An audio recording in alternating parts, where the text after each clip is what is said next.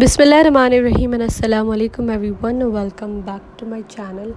Welcome to another beautiful video. आज की video में जो है वो बहुत ही ब्लियन नोट्स वाली जो एम्ब्रॉयडरी होती है उसके साथ हमने कढ़ाई की है इस ड्रेस पर। ये भी कस्टमाइज ड्रेस है और इनका जो है वो हमारी कस्टमर्स ने हमें डिज़ाइन दिया था और एग्जैक्ट हमने वैसा ही बनाया था।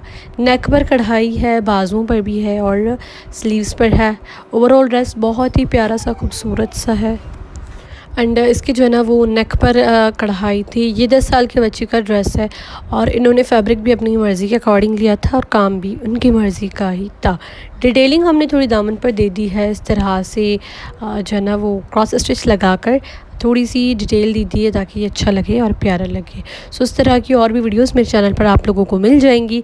अगर आप लोगों को भी अपने ड्रेसेस के ऑर्डर देने हैं तो आप लोग मेरे इंस्टाग्राम एंड फेसबुक मैसेज करके वहाँ पे अपने ऑर्डर्स जो है वो प्लेस कर सकते हैं। मैं मिलती हूँ नेक्स्ट वीडियो में, तब तक के लिए अल्लाह हाफ़िज़।